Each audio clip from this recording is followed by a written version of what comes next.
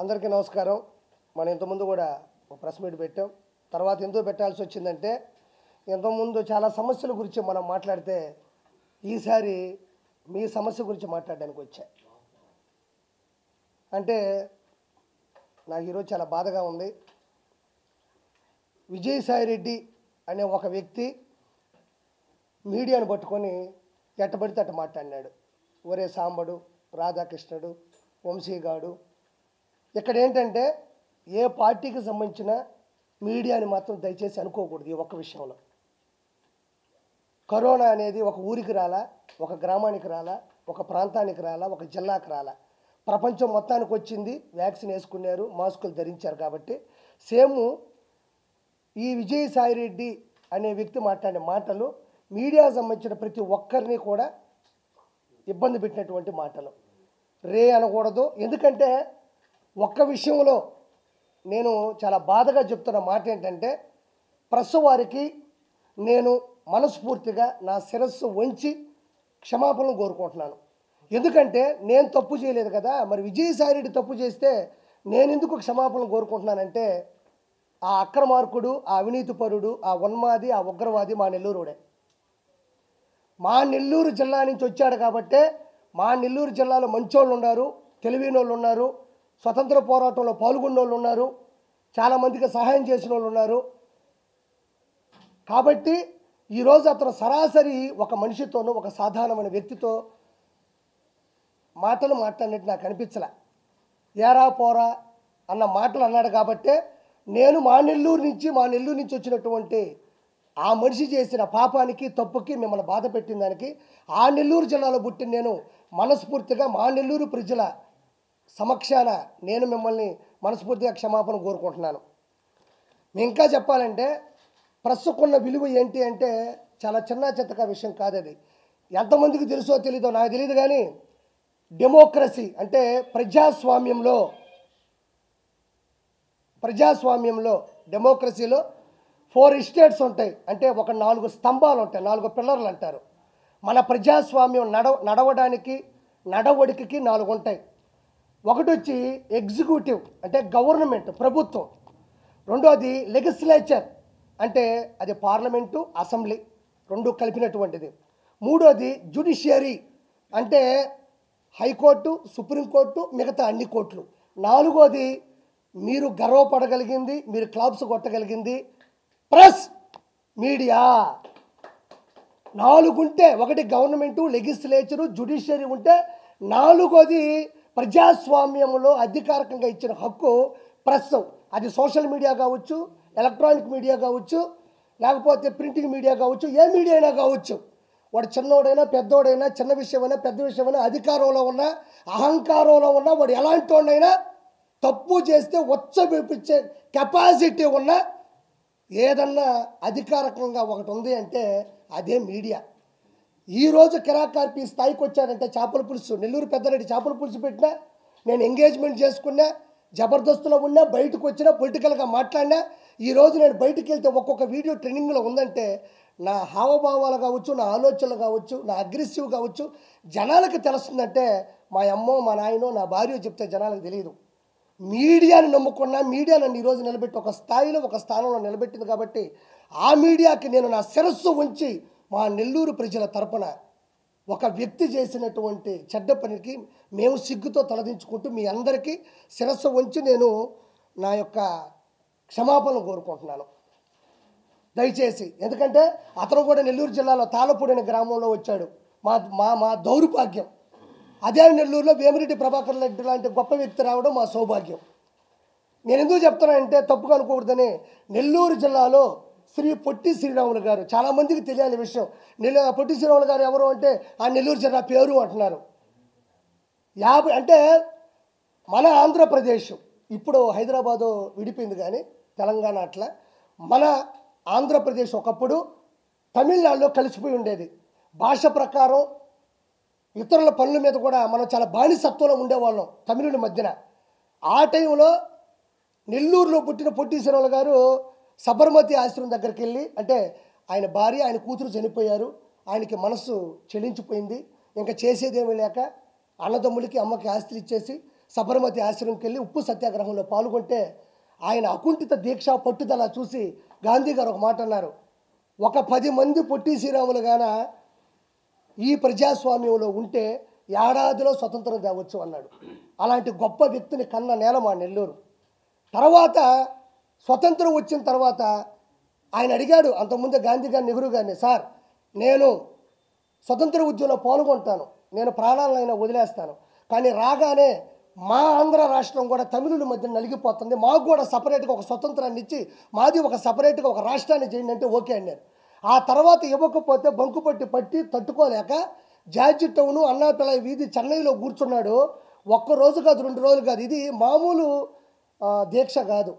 పచ్చి మంచినీళ్ళు కూడా తీసుకోకుండా, అన్నం కూడా తీసుకోకుండా ఒత్త గాలితోనే 1 రోజు కాదు 2 రోజులు కాదు 3 రోజులు కాదు ఏకదాటిగా 58 రోజులు అస్థి పంజరాలు బయటపడిపోయి మలమూత్ర విసర్జనలు కిందకు వచ్చే మలమూత్ర విసర్జనలు కూడా రివర్స్ అయిపోయి నోటుకుండా ముక్కుకుండా చెవులుకుండా వస్తుంటే ఎర్రికాకలు పెట్టేవాడు.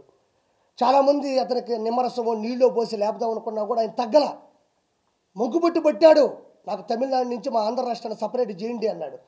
ఆఖరికి 58 రోజుల తర్వాత అస్థి పంజరాలతో కూడి ఎముకల మీద పురుగులు పారాడుతూ ఉన్నా కూడా చివరి శ్వాస వరకు పోరాడి చనిపోయిన తర్వాత మన ఆంధ్ర రాష్ట్రం సపరేట్గా ఒక రాష్ట్రంగా ఫామ్ అయింది. దానికి ముఖ్య కారకుడు శ్రీ పొట్టి శ్రీరాములు, నెల్లూరు జిల్లా శ్రీ పొట్టి శ్రీరాములు గారు. అదేవిధంగా ఇది ఇంతెందుకు చెప్పాల్సి వస్తుందంటే ప్రస్తుతకున్న విలువ, మా ఊళ్ళో జరిగిన తప్పుడు ఉద్దేశాలు చెప్తున్నా. పొచ్చలపల్లి సుందరయ్య గారు తన చిన్న వయసు అంటే తన తక్కువ జాతి వాళ్ళని ఇంట్లో అన్నం పెట్టకపోతే అడిగి బయటికి వెళ్ళిపోయి వాళ్ళకి తనతో పాటు పక్కన కూర్చోబెడితే కానీ నేను తిన్నాను అని ఆ వయసులోనే సుందరరామరెడ్డిని పేరు నుంచి రెడ్డి తీసేసి అందరితో పాటు సమానత్వం ఇచ్చిన వ్యక్తి.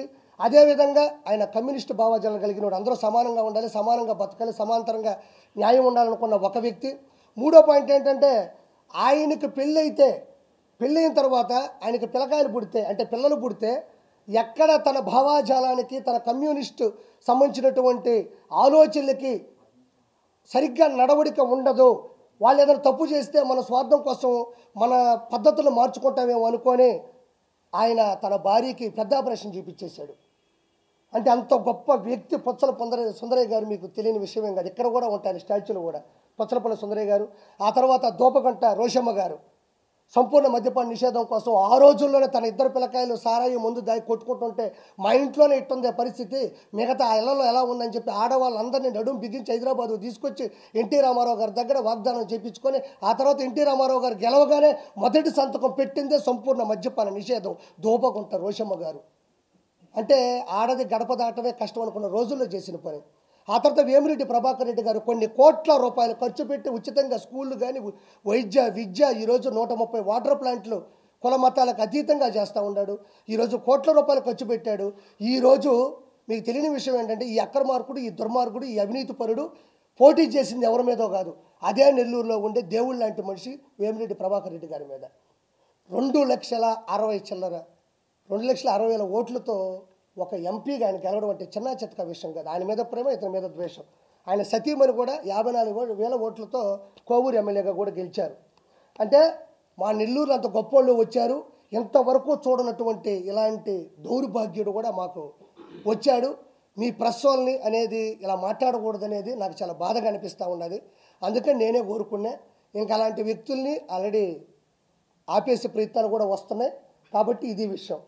ఇంకా రెండోది ఏంటంటే నాకు 2 ప్రశ్నలకి సమాధానం కావాలా. వైఎస్ జగన్మోహన్ రెడ్డి ఇప్పుడు ప్రతిపక్ష నాయకుడిగా ఉన్నాడు. ఏంటంటే ఈ మధ్యన ఒక ఇష్యూ నడిచింది. శాంతి గారు అని ఒక ఆవిడ వచ్చారు, ఆయన హస్బెండ్ పేరు మదన్ మోహన్ గారు. తర్వాత మన విజయసాయి రెడ్డి, రంగంలోకి వెళ్తే సుభాష్ రెడ్డి, నలుగురి మధ్యన ఒక స్టోరీ నడుస్తూ ఉంది. నేనేమంటున్నా అంటే విజయసాయి రెడ్డి DNA టెస్ట్కి వెళ్తాడా లేదా, వైఎస్ జగన్మోహన్ రెడ్డి అసెంబ్లీకి వస్తాడా రాడా? నాకు 2 క్వశ్చన్లు జగన్మోహన్ రెడ్డి ప్రభుత్వాన్ని నేను హెచ్చరిస్తున్నా. DNA టెస్ట్కి విజయసాయి రెడ్డి వెళ్తాడా లేదా, జగన్మోహన్ రెడ్డి అసెంబ్లీకి వస్తాడా రాడా? ఇప్పుడు ఒక నిమిషం అండి, మా ఇంట్లోనో లేదా పక్కింట్లోనో ఇంకో పక్కింట్లోనో లేదా ఇంకొక చోట ఏదో ఆడవాళ్ళతో ఒక సమస్య జరిగింది, ఒక వ్యక్తి వచ్చాడు, ఇలా జరిగింది, విజయసాయి రెడ్డి అనే వ్యక్తి నా భార్య నాతో అనిందండి శాంతి గారు, ఏమనిందంటే ఆయనకి పిల్లలు లేరు కావాలని ఏదో ఒక ఇష్యూ నడిచింది. అది నేను మళ్ళీ ప్రత్యేకించి చెప్పి ఆడవాళ్ళ విలువను కానీ ఆడవాళ్ళ గురించి తప్పుగా మాట్లాడడం చిత్రీకరించడం నాకు నచ్చట్లే. అది జనాలకు తెలుసు కాబట్టి నేను ఒక చిన్న ఇంప్లిమెంట్ చేసి చెప్పేశాను అంతే. ఇప్పుడు ఏమంటున్నారంటే జనాలు ప్రజల చేత ప్రజల కొరకు ప్రజల యొక్క ఉన్నటువంటి ఈ రాజ్యాంగబద్ధంలో ఒక వ్యక్తి ఒక ఎంపీగా మెంబర్ ఆఫ్ పార్లమెంటు రాజ్యసభ సభ్యుడిగా ఢిల్లీలో ఉన్నాడు. ఎక్కడ? మన ఆంధ్రప్రదేశ్లో ఎన్నుకోబడినటువంటి ఒక రాజ్యసభ సభ్యుడు ఢిల్లీకి వెళ్ళినప్పుడు వాళ్ళు ప్రశ్నిస్తారు, మేము నీకు ఓట్లేసి గెలిపించాం కదా, నువ్వు మంచోడు అనుకున్నాం కదా, ఆ అమ్మాయి వచ్చి ఇప్పుడు ఒక అలిగేషన్ పెట్టింది, వాళ్ళ హస్బెండ్ వచ్చేసి ఆవిడ నాతో అనింది, కాబట్టి నువ్వు దీనికి సమాధానం చెప్తావో లేదని అడుగుతున్నారు. నేను కాదు అడిగేది, ప్రజలు అడుగుతారు. ఆంధ్రప్రదేశ్లో 175 నియోజకవర్గాలు ఉన్నాయి, 25 ఎంపీలు ఉన్నాయి, మీకు తెలియదేం కాదు. వాళ్ళందరూ కూడా ప్రజలు ఈరోజు నిలదీస్తున్నారు, నిందిస్తున్నారు. ఏమని విజయ్ ఏమంటాడంటే దానికి వచ్చిన మాట చెప్తాడు. ఏం మాట చెప్తాడంటే, ఆ అమ్మాయే చెప్పింది, ఆయన వయసు ఎంత, నా వయసు ఎంత, నీ వయసు ఎంత, నా వయసు ఎంత అనేది డిఎన్ఏ టెస్టా? నేను ఎప్పుడు తప్పే చేయను, నా పేరు విజయసాయి రెడ్డి అని గట్టిగా అరిస్తే విజయసాయి అది డిఎన్ఏ టెస్ట్ అవుతుందా? వెంకటేశ్వర సన్నిధిలో వచ్చిన ప్రమాణం చేస్తా అంటాడు, ఇది డిఎన్ఏ టెస్ట్ అవుతుందా? మరి అలా అనుకుంటే ఈరోజు సివిల్ కేసులు ఉన్నాయి, క్రైమ్ కేసులు ఉన్నాయి, రకరకాల హత్యాకాండ కేసులు ఉన్నాయి, 302 సెక్షన్ ప్రకారం ఉన్నారు, జీవిత ఖైదు అనిపించే వాళ్ళు ఉన్నారు. వాళ్ళందరూ కూడా ఇదే మాట చెప్తారు, మా అమ్మ మీద ఒట్టేది చెప్తున్నాను, మా నాయన మీద ఒట్టేది చెప్తున్నాను, మా అమ్మని అడగండి నేను ఎంత మంచోడ్ను, మా ఊరోళ్ళని అడగండి ఎంత మంచోడ్ను. ఈ మాటలు అనేటివి ప్రజా పరిపాలనలో సరిపోతాయా? ఈ మాటలు గట్టిగా అరిచినంత మాత్రానో నేను ఎలాంటి వాడినో మీకు తెలియదు అనే మాటలు తాత్కాలికం, ఏదో సరదాగా విని ఊగుట్టు వదిలేసేటి తప్ప వీటికంటూ కొన్ని టెస్టులు ఉంటాయి. డిఎన్ఏ టెస్ట్ ఉంటుంది. ఆ డిఎన్ఏ టెస్ట్లో ఒక ఎంట్రీకి ఇచ్చేస్తే ఒక 10-15 నిమిషాలు ఒక రోజు చూసి ఆ జీన్స్ కరెక్ట్గా ఉందా లేదా ఏంది అనేది ఒకటి చెప్పేస్తారు. ఇవన్నీ ఎందుకు? తప్పే ఉంది. ఒక ప్రభుత్వం ముందుకెళ్ళేటప్పుడు 4 అలిగేషన్స్ వస్తాయి, నలుగురు మన మీద అరుస్తూ ఉంటారు. ప్రజాస్వామ్యంలో ప్రజల చేత ఎన్నుకోబడ్డ వాళ్ళం కాబట్టి, మనం ఢిల్లీ వరకు వెళ్ళినటువంటి రాజ్యసభ సభ్యుడు కాబట్టి, ప్రజలకి నమ్మించాల్సిన అవసరం మనకు ఉంది కాబట్టి, నోరు మూసుకొని మనం ఏం చేయాలంటే డిఎన్ఏ టెస్ట్కి అధికారికంగా ఏదో ప్రైవేటు బద్దీకరణ అవసరం లేదు, కోర్టు ద్వారానో లేకపోతే ఒక గవర్నమెంట్ అధికారంగా ఇచ్చే డిఎన్ఏ టెస్ట్గా ప్రజల సమక్షంలో లోపలికి వస్తావు వాళ్ళు చెప్తారు. అన్నీ మీకు తెలియదా? ఈరోజు అసెంబ్లీలోకి వెళ్తే గెలిచిన ప్రతి శాసనసభ్యుడు ప్రమాణ స్వీకారం చేస్తాడు, ఇది చట్టబద్ధం. క్యాబినెట్ మినిస్టర్లు చేస్తారు చట్టబద్ధం, సీఎం చేస్తారు చట్టబద్ధం, డిప్యూటీ సీఎం, అలానే ప్రతిదానికి ఒక చట్టం ఉంటుంది. కాబట్టి ఇవన్నీ వేస్ట్ మాటలు. అతను ఒకటే అంటున్నాడు, ఏమంటున్నాడంటే, సార్ నాకు డైవర్స్ ఇవ్వలేదు, నాకు ఇచ్చిన డైవర్స్ కరెక్ట్ కాదు, నాకు డైవర్స్ ఇవ్వలేదు, నాకు డైవర్స్ ఇచ్చేసని చెప్పి పేపర్లో నకిలీ చూపిస్తుంది. 2021-22లో పుట్టినరోజు జరిగినప్పుడు కూడా కేకు మీద మా ఇద్దరు పేర్లు రాసున్నారు. అంటే నేను విడిపోయినప్పుడు, నేను బయటకు వచ్చేసినప్పుడు నా మీద ప్రేమ ఎక్కడి నుంచి వస్తుంది అని మాస్కులు వేసుకోకుండా కేక్ కట్ చేసేటప్పుడు కూడా ఒక వీడియో వచ్చింది. అంటే ఇవన్నీ కూడా ఎవరికైనా అర్థమైపోతుంది ఇది కరెక్ట్ అని. ఎందుకంటే ఒక భర్త వచ్చేసి 2 ఆడపిల్లకాయలు పెట్టుకొని భార్యని నిలదీసి బయట పెడితే పరువు పోదా? ఇప్పుడు 2 పిల్లకాయలు ఆడపిల్లలే కదా వయసుకు వస్తున్నారు. కాబట్టి ఖచ్చితంగా విజయసాయి రెడ్డి అనే వ్యక్తి 100% ఆల్రెడీ నిందితుడు. ఆల్రెడీ కొత్తగా నిందించాల్సిన అవసరం లేదు. ఆల్రెడీ విజయసాయి రెడ్డి అనే వ్యక్తి A2గా ఉన్నాడు, అక్యూజ్డ్ 2. ఒక ఎవరే పర్లేదు వాడి పెట్టి మళ్ళీ దాన్ని ఎత్తుక్కోలేదు, ఇప్పుడు వచ్చిందో లేదని ప్రింట్. ఓకే డన్, సరదాగా. ఇప్పుడు నేను ఒకటి అంటున్నా, ఆల్రెడీ A2 ఇతను ఆల్రెడీ పోయి చెప్పకూడదు తిన్నాడు, సెంట్రల్ జైల్లో చెప్పకూడదు తినేసి వచ్చినాడు. అలాంటి వ్యక్తి ఇది చేసుంటాడని ఎవరైనా నమ్ముతారు. కాబట్టి డిఎన్ఏ టెస్ట్కి ఖచ్చితంగా అటెండ్ అవ్వాలి. డిఎన్ఏ టెస్ట్కి విజయసాయి రెడ్డి గారు ఇప్పుడు కూడా పెట్టాడు ఒకటి, నాకు ఏ మహిళతోనూ అక్రమ సంబంధాలు లేవు ఇప్పుడు పెట్టాడు. ఒకసారి చూసుకోండి, ఇందాక ట్వీట్ చేసినట్టున్నాడు మన ప్రభు, చూసుకోండి. తనకు ఏ పరాయి మహిళతోనూ అక్రమ సంబంధాలు లేవని విజయసాయి రెడ్డి తెలిపారు. వెంకటేశ్వర సన్నిధిలో వెంకటేశ్వర నాశనం చేసిందే వీళ్ళు, వెంకటేశ్వర కొండని నాశనం చేసిందే ఈ వైఎస్ఆర్సీపీ ప్రభుత్వం.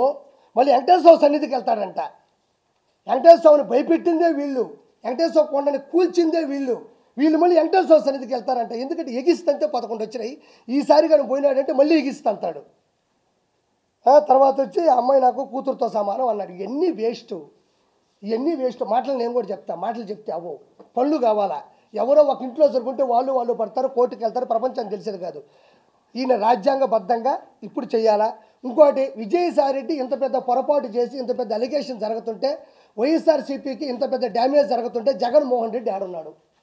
జగన్మోహన్ రెడ్డి దీని గురించి ఎందుకు మాట్లాడడం లేదు?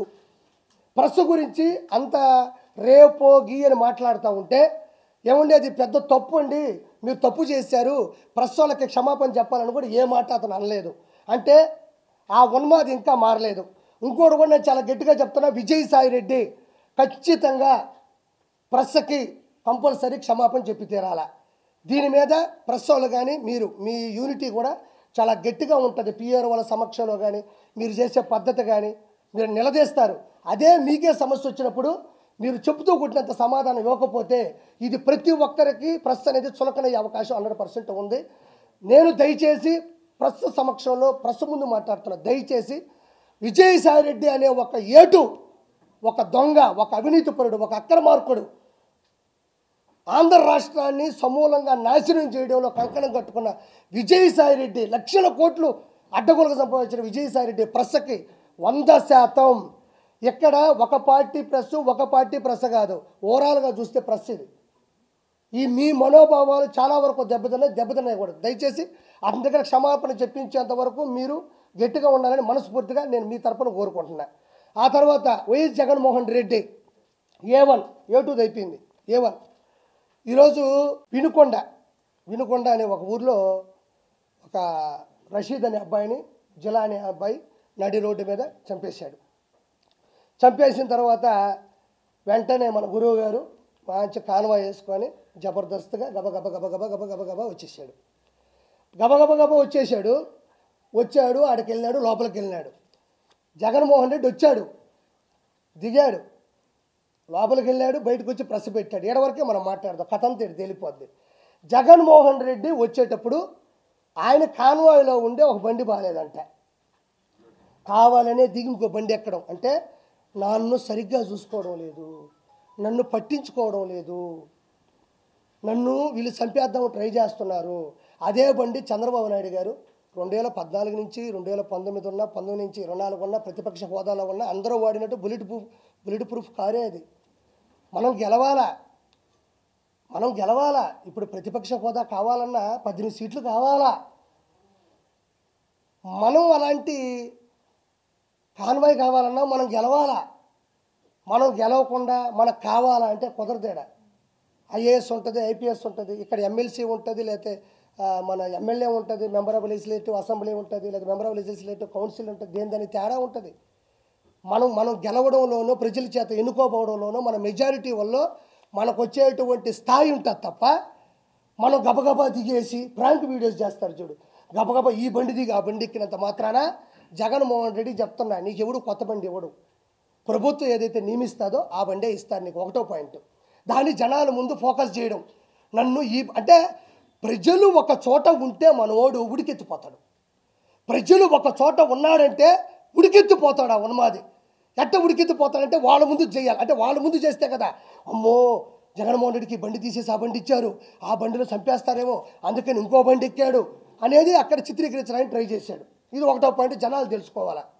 రెండో పాయింట్, వచ్చిన తర్వాత ఏం చేశాడు, బండి డోర్ తీసి చక్కగా నోరు ఓపెన్ చేసి ఇలా పెట్టి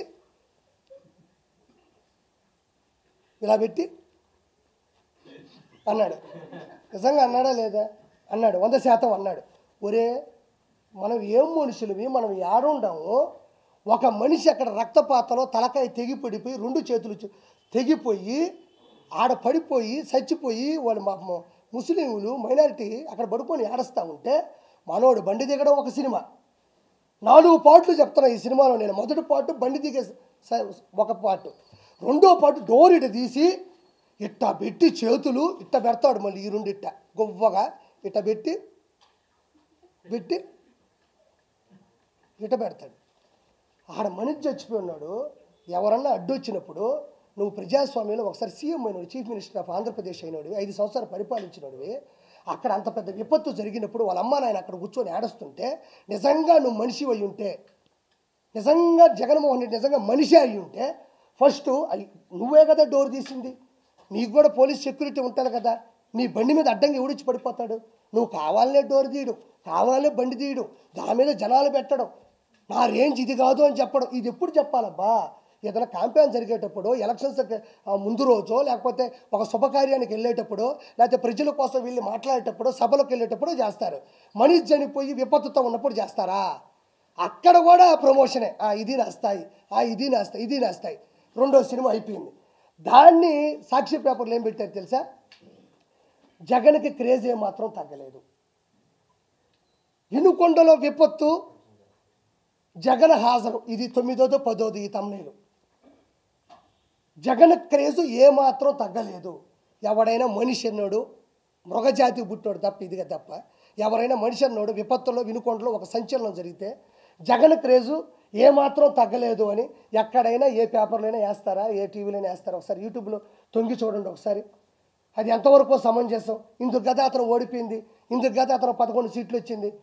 ఇంకొకటి మూడో సినిమా, లోపల పోయాడు, లోపల డ్యాన్స్ వేస్తుంది, లోపల గుండెకాయ కొట్టుకుంటుంది, జగనన్న జగనన్న జనమంతా నీ వెంటే జగన్ ఉంటే ఆడిపోయినారు. జనమంతా నీ అంటుంటే 11 సీట్లు ఎందుకు వచ్చినాయి నీకు? ఆడ కూర్చున్నాడు, ఆడ కూర్చోకొని వాళ్ళందరినీ పెట్టుకొని మైండ్ చెడిపింది ఆ మనిషికి, పెట్టుకొని ఇంకా స్టార్ట్ చేశాడు. ఏం కాదమ్మా, నీ కొడుకుకి న్యాయం జరుగుతుంది, నేను ప్రతిపక్ష హోదా లేకపోయినా ప్రతిపక్ష నాయకుడిగా ఉన్నాను, నేను పోరాడతాను, నేను నిలదీస్తాను, నీ బిడ్డ పోవడం నాకు బాధగా ఉంది. ఆడిపోయి అమ్మ ఒడమ్మా మనిషికి 15,000 అన్నాడమ్మా, ఒకరికి 15, ఇద్దరికి 30 చెప్తారా? వాళ్ళకి అర్థం కాదు, నోరు తెరుచుకొని చూస్తూ ఉన్నారు. అతను కూడా ఏమన్నా ఏడుస్తాడేమో, అతను కూడా ఏడిస్తే మనం కూడా పైన పడిపోయి ఏడద్దాం, బాధ ఉండట్లేదు ఎవరికైనా, బాధ ఉండట్లేదు ఎవరికైనా. మనం కూడా అమ్మ నాయన చచ్చిపోయినప్పుడు తట్టకని ఎవరిని వస్తే పైన పడి ఏడ్చేస్తాం.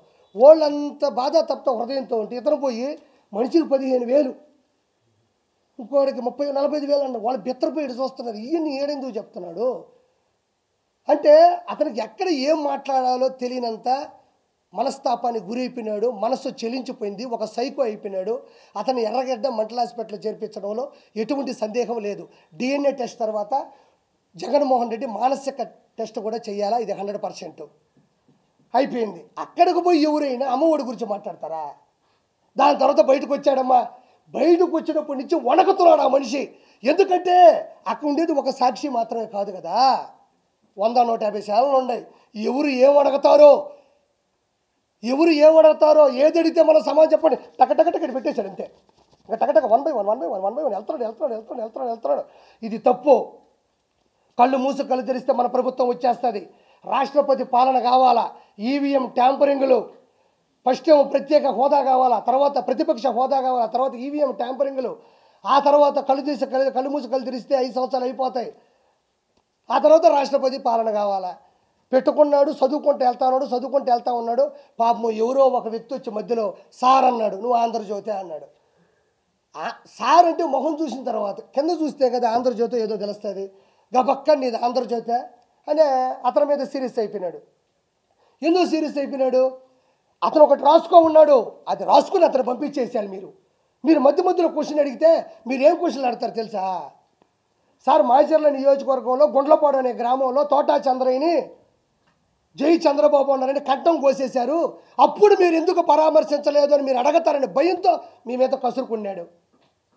అమర్నాథ్ గౌడిని ఒక 10వ తరగతి చదువుతున్న కుర్రాడు వాడు అక్కను పట్టుకొని ఏదో తప్పుడు మాట్లాడి ర్యాగింగ్ చేస్తే తట్టుకోలేక నిలదీస్తే కిరోసిన్ పోసి కాల్ చేస్తే మీరు ఎందుకు పరామర్శించలేదని మీరు అడగతారని భయపడ్డాడు. అనంతబాబుని ఒక ఎమ్మెల్సీ తన డ్రైవర్ సుబ్రహ్మణ్యం చంపి డోర్ డెలివరీ చేస్తే ఆ రోజు మీరు ఎందుకు వచ్చి పరామర్శించలేదని మీరు అడగతారని భయపడ్డాడు. సొంత బాబాని గొడ్డలు పెట్టుకుని ఎర్రగంగిరెడ్డి, దస్తగిరి, వీళ్ళందరూ సునీల్ కుమార్ ఎవడు యాదవ్ కావచ్చు, అవినాష్ రెడ్డి కావచ్చు, ఒక 5-6 మంది అక్యూజులు కలిసి మీ బాబాయిని చంపేస్తే ఆ రోజు కూడా మాట్లాడి వెళ్ళిపోయావు, కానీ కన్నీళ్ళు మీరు ఎందుకు పెట్టలేదని మీరు అడగతారని చెప్పేసి ఆ వ్యక్తి భయపడిపోయాడు. లేకపోతే ప్రెస్ వాళ్ళు అడిగే క్వశ్చన్లకు ఇవ్వడం నా బాధ్యత. మొన్న కూడా చాలామంది నేను మాట్లాడిన తర్వాత 4-5 క్వశ్చన్లు అడిగారు. నేను మాట్లాడేది మీరు టెలికాస్ట్ చేయడానికి వచ్చిన పని అయితే మీరు ప్రెస్ వాళ్ళు ఎవరు? మీకు వచ్చిన క్వశ్చన్లు, డౌట్లు, నన్ను నిలదీయడం, నన్ను ప్రశ్నించడం, నన్ను ఎదిరించడం, అవసరమైతే నన్ను బెదిరించడం అనేది ప్రశ్న.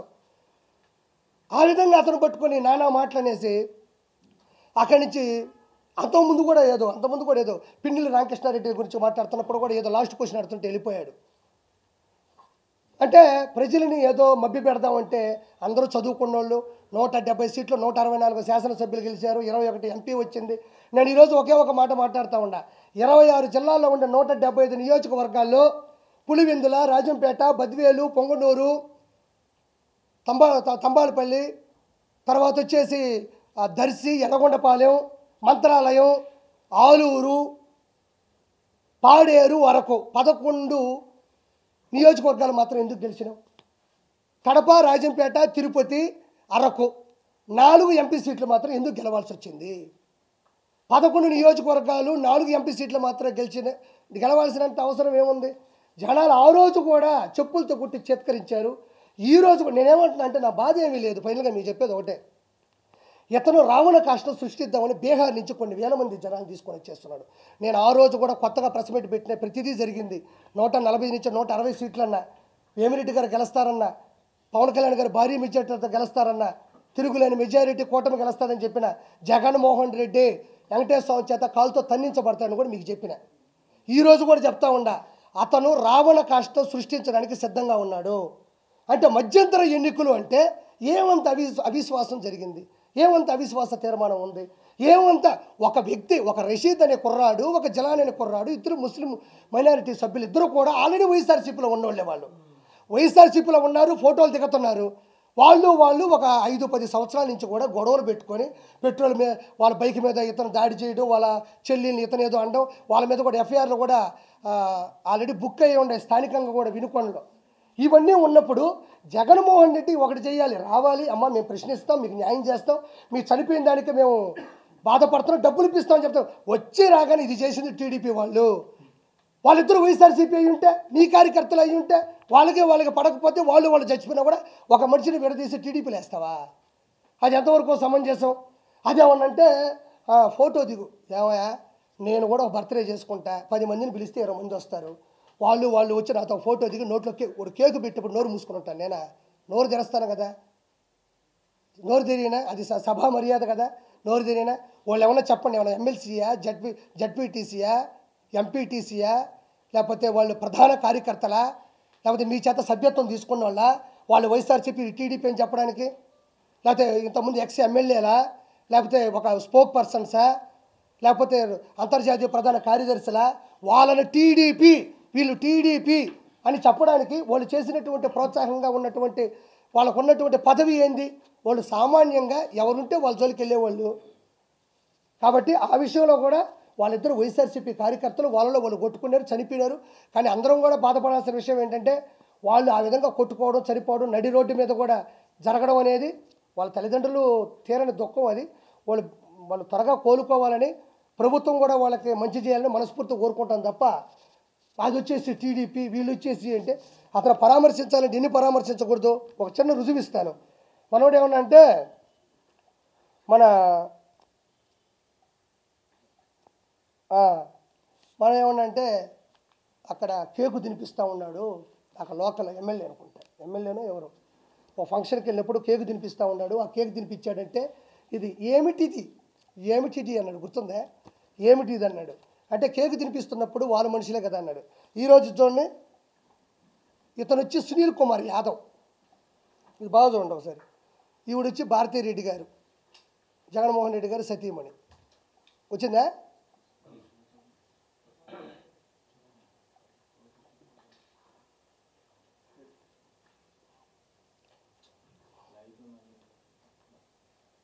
ఓకేనా?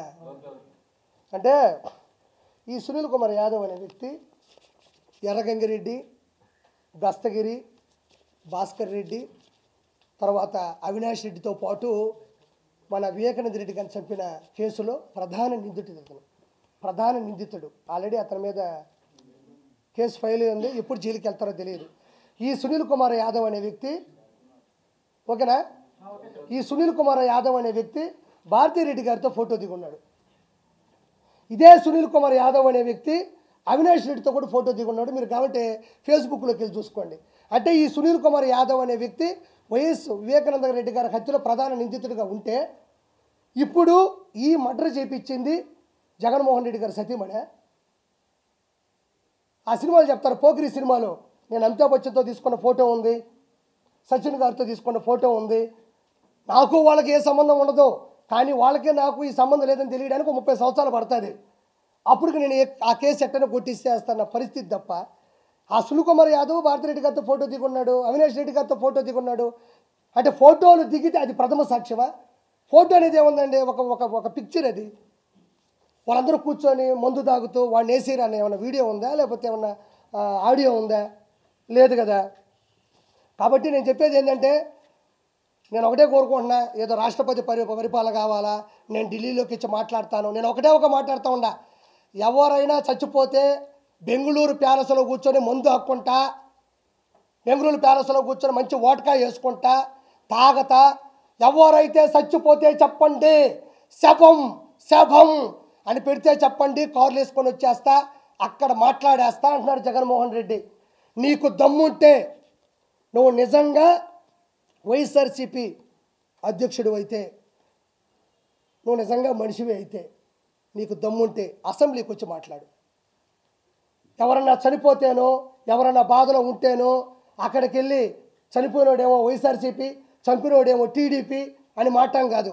జగన్మోహన్ రెడ్డికి కలేజా ఉంటే, దమ్ముంటే, ఒంటరిగా గెలిచాను, ఒంటరిగా పోరాడాను, ముగ్గురు వచ్చి నా మీద పడ్డారు అంటున్నాడు కదా. నీకు దమ్ముంటే అసెంబ్లీకి వచ్చి మాట్లాడు. నీ దమ్మేంటో, నీ ధైర్యం ఏంటో అసెంబ్లీలో తేలిపోతుంది. ఎందుకు అసెంబ్లీ నుంచి తప్పించుకుంటున్నావు? నిన్ను ఎవరన్నా కొట్టారా, ఎవరన్నా తిట్టారా? నిలదీస్తారు. ఆ రోజు చంద్రబాబు నాయుడు గారి సత్యమని భువనేశ్వర్ గారిని పట్టుకొని మీరు వంశీ మాట్లాడుతూ ఉంటే చక్కగా నవ్వుకోలేదా? జగన్మోహన్ రెడ్డి భువనేశ్వర్ గారిని పట్టుకొని నిండు సభలో అసెంబ్లీ సాక్షిగా వల్లభనేని వంశీ ఒక అతి పెద్ద తప్పుడు మాట మాట్లాడినప్పుడు అందరూ ఖండించారు. వైఎస్ఆర్సీపీలో ఉన్న సామాన్య మనుషులు కూడా ఖండించారు కాబట్టి 11 సీట్లు వచ్చినాయి. నువ్వు ఈరోజు దేనికి భయపడుతున్నావు? వాళ్ళు నీలాగా మీ ఇంట్లో ఆడవాళ్ళని అనరు. 100% మాటిస్తున్నా జగన్మోహన్ రెడ్డి, మీ ఇంట్లో ఉండే ఆడవాళ్ళు కానీ, మీ ఇంట్లో ఉండే పెద్ద మనుషులు కానీ, ఈ కూటమి సభ్యులు ప్రముఖంగా చంద్రబాబు నాయుడు గారు కానీ, మంగళగిరి ఎమ్మెల్యే అయినటువంటి ఐటీ మంత్రి అయినటువంటి ఎవరైతే ఉన్నారో లోకేష్ గారు కానీ, డిప్యూటీ సీఎం పవన్ కళ్యాణ్ గారు కానీ, ఆడవాళ్ళ గురించి అయితే 100% నిండు సభలో తప్పుగా మాట్లాడరు. వాళ్ళు 100% నువ్వు అన్నా కూడా తిరిగి మాట. ఇంకెందుకు భయపడుతున్నావు? ఎందుకు భయపడుతున్నావు అంటే, నువ్వు చేసిన అవినీతి, నీకున్న అజ్ఞానం, నువ్వు చేసిన తప్పుడు చేష్టాలు, శ్రీరెడ్డి చేత ప్రత్యేకంగా ఒక ఆడమనిషి చేత బూతులు తిట్టించి తట్టుకొని వర్రా రవీందర్ రెడ్డి అని ఉంటాడు. మీకు చాలామంది తెలియకపోవచ్చు, జనాలకు తెలియాలి. వర్రా రవీందర్ రెడ్డి అని ఒకడు ఉంటాడు. ఆడెవడో కాదు, భారతీ రెడ్డి పర్సనల్ సెక్రటరీ. ఇది చాలామందికి తెలియదు, దయచేసి జనాలు తెలిసేలా చేయండి.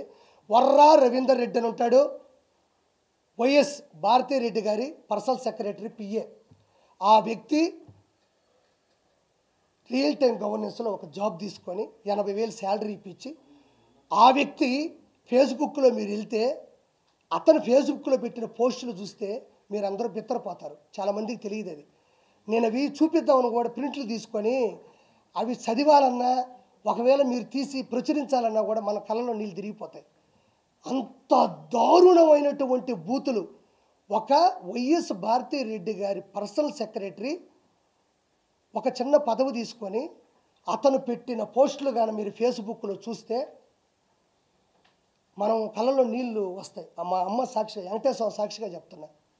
నేను వెంకటేశ్వర అన్నానంటే నేను తప్పు చేస్తే నాశనం అయిపోతా, ఆయనలాగా నాశనం అయిపోవాలని ధైర్యం నాకు ఉంది.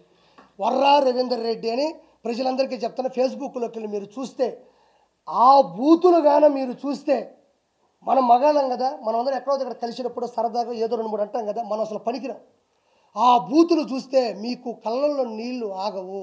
అంత దారుణమైనటువంటి బూతులు. అదే భారతీరెడ్డి పిఏగా ఉన్న ఒక పర్సనల్ సెక్రటరీగా ఉన్న ఒక వర్రా రవీందర్ రెడ్డి ఏమన్నా ఒక ఇంట్లో ఒక పేపర్లో వేశాడా? ఒక ఇంటి ముందు పాంప్లెట్ పంచాడా? ఫేస్బుక్లో పెట్టాడు, సోషల్ మీడియాలో పెట్టాడు. ఒక సోషల్ మీడియాలో పెట్టిన పోస్టులు ప్రపంచం మొత్తం వెళ్తాయని మీకు తెలియదా? వైఎస్ఆర్సీపీ గవర్నమెంట్లో అథారిటీగా సోషల్ మీడియాలో కొంతమంది ఉంటారని తెలియదా? అది భారతీరెడ్డి గారికి తెలియదా? మన పర్సనల్ సెక్రటరీ ఇంత దారుణంగా పెడతాడు, మీరు ఎందుకు మందలించలేదు? ఎందుకంటే మీరే ప్రోత్సహించారు. ఎక్కడైనా ఒక పిఏ ఒక పదవి తీసుకుని ప్రత్యేకంగా వర్రా రవీందర్ రెడ్డి అనే ఒక వ్యక్తి బూతుల శ్రీరెడ్డి 5 సంవత్సరాల నుంచి మనం అసలు వినలేము అలాంటి బూతులు. నన్ను కూడా తిట్టింది ఒకసారి, మీరు కూడా చూడొచ్చు. కొవ్వూరు ప్రసన్న కుమార్ రెడ్డి మీద నేను తిరుగుబాటు చేస్తే నన్ను కానీ నా కుటుంబాన్ని కానీ అవి మామూలు బూతులు కాదు.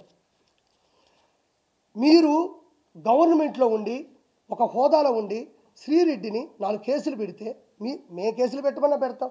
ఆ అమ్మాయిని చెన్నై నుంచి తీసుకొని రాలేరా? అన్ని బూతులు తిడుతుంటే చెన్నై నుంచి తీసుకురాలేదు ఒక ప్రభుత్వం. అంటే మీరే ప్రోత్సహించారు డబ్బులు ఇచ్చి.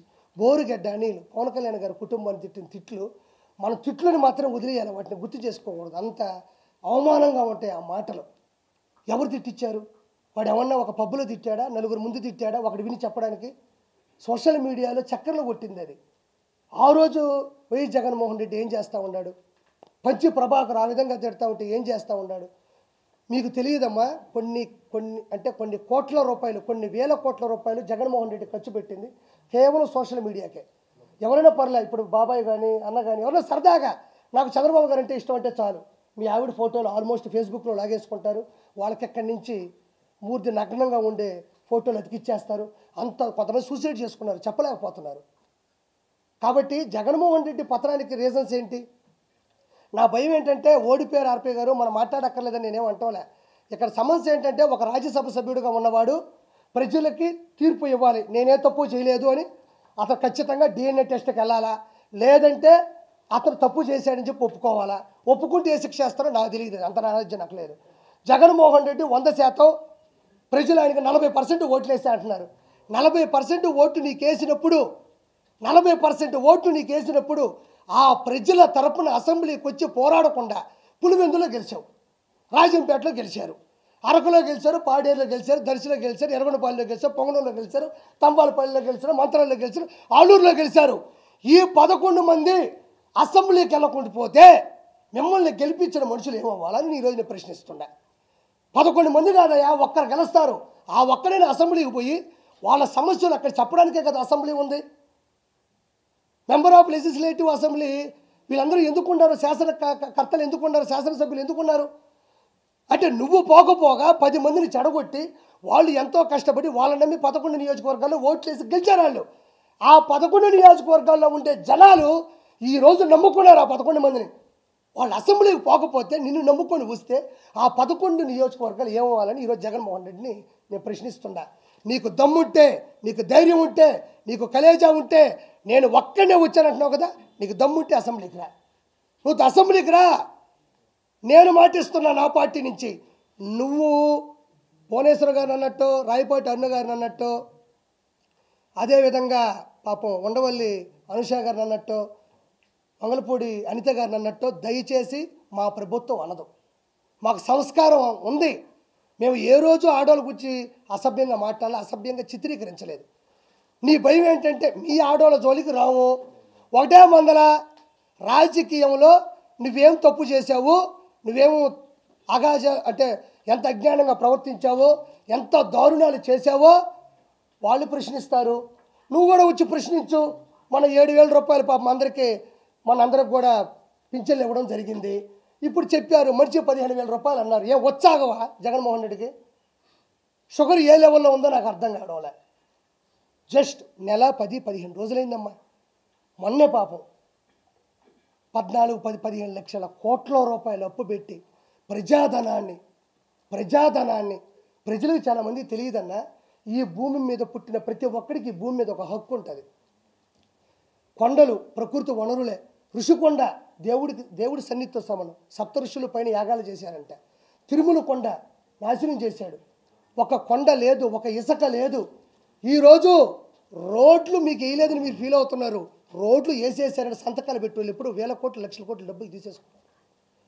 మీరు ఏ అభివృద్ధి జరగలేదని ఫీల్ అవుతున్నారో జనాలు, ఆ అభివృద్ధి జరిగిపోయినట్టు అందులో సంబంధించినటువంటి అధికారుల చేత సంతకాలు పెట్టి ఆ డబ్బుల్ని పంచేసుకున్నారు. కొన్ని లక్షల, ఒక్క విజయసాయి రెడ్డి దగ్గర 5 లక్షల కోట్ల రూపాయల డబ్బులు ఉంది. కాదు అంటే నేను తప్పు చేశానంటే నా మీద కేసు పెట్టమను. నేను మొన్న కూడా చెప్పా, రోజా దగ్గర 3,000 కోట్ల రూపాయలు ఉంది అని చెప్పాను. నేను ఉంది. ఎన్ని ఇసుక, ఎంత దౌర్జన్యాలు, ఎన్ని దందాలు, ఎన్ని రిజిస్ట్రేషన్లు, ఎన్ని కానుకలు. ఈరోజు 5 లక్షల కోట్ల రూపాయలు బ్లాక్ మనీ ఒక విజయసాయి రెడ్డి దగ్గర ఉంది. విజయసాయి రెడ్డి ఎవరండి? ఒక చార్టెడ్ అకౌంట్. అంతేనా? ఒక చార్టెడ్ అకౌంట్. ఎక్కడి నుంచి వచ్చింది ఈ పదవి? కేవలం ఇతని లెక్కలన్నీ అతని దగ్గర ఉన్నాయి, అతని లెక్కలన్నీ ఇతని దగ్గర ఉన్నాయి. అతని లెక్కలు ఇతను తేల్చేస్తాడంటే కుదరదు. కాబట్టి మనోడికి డైరెక్ట్గా ప్రత్యక్ష రాజకీయాలు గెలవలేడు. కాబట్టి ఏదో నామినేటెడ్ పోస్ట్ ఇవ్వాలి కాబట్టి మెంబర్ ఆఫ్ పార్లమెంటు, ఎగువ సభ, రాజ్యసభ ఇవ్వడం జరిగింది. అంటే నేను ఒకటే చెప్తున్నా, ఈరోజు పోలవరం అవ్వాలి అంటే 1,00,000 కోట్లు కావాలంటే ఈ 1,00,000 కోట్లు నేను చెప్పిన 10 మంది దగ్గరే ఉంది. ఒకడేమో అంటాడు నాకు పోలవరం అర్థం కాలేదు అంటాడు, పోలవరం జనాలకు అర్థం కాదంటాడు, ఎందుకని అడిగితే నాకు అర్థం కాలేదంటాడు. ఒరే నాయన, మేము జబర్దస్తులో ఈ జోకులు ఎన్నో వేసాం. మేము జబర్దస్తులో ఇలాంటి జోకులు కొన్ని కోట్లు వేసాం, 16 రేటింగ్ చూసాం. ఈరోజు ఈ స్థానం ఉందన్నా, ఇంకోటి ఉందన్నా, మాకు జబర్దస్తే, నేనే కాదనలేదే. నేను వాదించింది సంస్థ మీద, జబర్దస్త్ షో మీద కాదు. మేము ఇలాంటి జోకులు జబర్దస్తులు ఎన్నో వేసేసాం. ఒకడంటాడు ఐటీ పరిశ్రమలు తీసుకురాలేదంటే నేను ఫారిన్కి వెళ్తే నాకు చలి తగులుతుంది, నాకు పెదాలన్నీ పగిలిపోతాయని ఒకడంటాడు, అదొక జోకు. ఒకడేమో పోలవరం అనేది ఎవరికి అర్థం కాదు, ఎందుకంటే నాకు అర్థం కాదంట. అంటే ఏంది ఇది? ఒక జల వనరుల అభివృద్ధి శాఖ మంత్రి, ఒక ఇరిగేషన్ డిపార్ట్మెంట్ మినిస్ట్రీ ఇస్తే ఈ విధంగా మాట్లాడతారా? ఏముంది అక్కడ పోలవరం అర్థం కాకపోవడానికి? కృష్ణా నది గోదావరి అనుసంధానం కలపగలిగిందే పోలవరం అంటారు. ఏలూరు జిల్లాలో పోలవరం ఒకటి ఉంది. ఇది పూర్వం 1941 సంవత్సరం వెంకటకృష్ణ అయ్యంగారు ఎవరు ఒక ఆయన వచ్చి, సార్ గోదావరి జలాలు అనవసరంగా నీళ్లు వెళ్ళి బంగాళాఖాతంలో కలిసిపోతుండాయి, ఇదొక్కటి దయచేసి కొంచెం టైం అయినా నాకు ఇస్తాను, నేను మనస్ఫూర్తిగా ప్రస్తుతం కోరుకుంటున్నా. నేను ఈరోజు పోలవరం గురించి ఒక 4 మాటలు చెప్తాను. నాకు తెలిసింది, చాలామందికి ఇది తెలియదు. పోలవరం అంటే ఏమీ లేదండి, ఏమీ లేదన్న విషయం వైఎస్ఆర్సీపీకి కూడా తెలుసు, ఎందుకంటే డబ్బులన్నీ ఎత్తేసారు. ఏమి ఉన్నదాడా, ఏముంటుందా? పోలవరం అనేది ఏంటంటే కృష్ణా నది, గోదావరి నది, ఈ రెండింటిని కలుపుతూ ఒక ప్రాజెక్ట్ చేయాలి, ఒక డ్యామ్ కట్టాలి, ఒక రిజర్వాయర్లు కట్టాలి. రిజర్వాయర్ తీసుక రిజర్వ్ నిల్వ ఉంచడం అంటారు. గోదావరి నది అనేది పైన ఉంటుంది, కృష్ణా నది కింద ఉంటుంది. గోదావరి నది దగ్గర లెక్కలేనన్ని నీళ్లు, కొన్ని లక్షల ఎకరాలు సాగు, అంటే ఒకటి కాదు పంట, 2 పంటలు ఇచ్చు, 3 పంటలు కూడా ఇచ్చు. అన్ని నీళ్లు పైనుంచి వచ్చే నీళ్లు, వర్షధారాల నుంచి వచ్చే నీళ్లు ఆ గోదావరిలోకి వచ్చి మనం అడ్డుకట్ట వేయకపోవడం వల్ల, దాన్ని అడ్డుగా ఏమీ పెట్టలేకపోవడం వల్ల వచ్చే నీళ్లు వచ్చినట్టు తెలిపి సముద్రంలో కలిసిపోతున్నాయి. ఆ నీళ్ళని మనం ఒక రిజర్వ్ చేసుకొని, ఒక ఆనకట్ట కట్టుకొని, ఒక డ్యామ్ కట్టుకుంటే ఆ నీళ్ళని అలా ఆపగలిగితే, ఆ నీళ్ళని మనం ఏం చేస్తామంటే దానికి అడ్డంగా వాలు కట్టుకుంటే ఆ నీళ్ళని 2, ఒక లెఫ్ట్ కెనాలు, ఒక రైట్ కెనాల్ అని 2 రకాలు ఉంటాయి.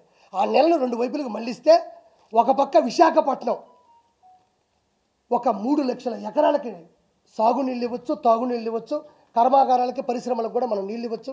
ఇటు నుంచి కృష్ణాకు పంపించవచ్చు, కృష్ణాకు కూడా కొన్ని లక్షల నీళ్ళని పంపించవచ్చు. అంటే నీళ్లు ఎక్కువగా ఉన్నటువంటి గోదావరి నుంచి నీళ్లు తక్కువగా ఉండే కృష్ణాలో పంపించి ఆ నీళ్ళని ప్రజలకి పంచడం. కాకపోతే ఇక్కడ సమస్య వచ్చిందంటే ఇది చిన్న విషయమే కదా, చేయొచ్చు కదంటే ఏమీ లేదండి. ఈ గోదావరి నీళ్ళు ఏవైతే వెళ్ళిపోతున్నాయో ఆ నీళ్ళకి అడ్డంగా ఒక డ్యామ్ కట్టాలి. ఆ డ్యామ్ కట్టాలంటే అది చాలా దూరం లోతు, అంటే బంకమట్టి, ఇసుక, అంటే గట్టి ఏదైతే మనం దృఢంగా ఉండే నేల ఉంటుంది కదా, ఆ నేల చాలా లోతులో ఉంది. అక్కడికి వెళ్ళి ఆ భూమి మీద మనం గోడ కట్టాలి, ఆనకట్ట కట్టాలి. ఇప్పుడు దాని మీద కట్టాలంటే అవ్వదు కదా. అప్పుడు ఏం చేయాలంటే అది అవ్వదు కాబట్టి ఇలా వెళ్తున్న నీళ్ళు ఏవైతే ఉన్నాయో వృధాగా, దానికి డయాఫామ్ వాల్ అని ఒకటి కట్టి ఆ నీళ్ళని ఇటు మరల్చి ఇక్కడ ఆనకట్ట కట్టాలి. ఇటు వెళ్తున్న నీళ్ళకి అడ్డుగా ఒక గోడ కట్టి ఇట్ట తిప్పి నీళ్ళని ఇక్కడ ఒక ఆనకట్ట కట్టాల. అంటే ఇది పూర్తి చేసి ఆ నీళ్ళకి ఆనకట్ట కట్టి దానికి గేట్లు పెట్టి చేయాలా. 2 పక్కల 2 కెనాలు కట్టాలా. ఇది అర్థం కాకపోవడానికి ఏముంది ఇట్లా అర్థం కాకపోతే ఇటు పోయిన నీళ్ళని ఇట్ట ఆపినావు, ఆ నీళ్ళని ఎటు తిప్పినావు, ఈ ఆనకట్ట కట్టావు, గేట్లు ఎత్తినావు, నీళ్ళు పోయినాయి, కృష్ణాకి ఇట పోయినాయి. ఇంక ఇట్లా ఆలోచించడానికి ఏముంది, అర్థం కాకపోవడానికి ఏముంది. డబ్బులు సరిపోవట్లేదు అనే దానికి ఓకే, రాష్ట్ర బడ్జెట్ ఎలా ఉందో మనకు తెలుసు, తెలియకపోవచ్చు. కాబట్టి ఫైనల్గా కోరుకునేది ఏంటంటే ఇక్కడ రాష్ట్రం రావణ కష్టంలో ఆయన ఎదురు చూస్తున్నాడు. కాబట్టి ప్రజలందరూ కూడా చాలా వరకు చైతన్యం అవ్వాలా. వీళ్ళందరూ ఆగడాలు కూడా అతి తక్కువ సమయంలోనే మూసేసే ప్రయత్నం జరుగుతూ ఉంది. కాబట్టి ఇది నేను చెప్పాలనుకుంటుంది. ఏటు విజయసాయి రెడ్డి మర్యాదగా వెళ్ళి ప్రజాస్వామ్యంలో ఉండవు కాబట్టి DNA టెస్ట్ చేయించుకోవాలా. రెండోది అసెంబ్లీకి జగన్మోహన్ రెడ్డి రావాలా. ఇవి రెండు రాగలిగితే ఎంతో కొంత మిమ్మల్ని జనాలు విశ్వసిస్తారు. నేను కూడా చెప్తాను, 2029లో నాకు తెలిసే వైనాట్ 175 కూటమి. ఈరోజు చెప్తున్నాను నేను ధైర్యంగా. మీరు చేసే ప్రయత్నాలు, మీరు చేసే చేష్టలు ఇదే విధంగా ఉంటే వైనాట్ 175 2 ఇచ్చాడు, 1 మధ్యలో మైనస్ కొడితే 0. ఇంతటితో కథం.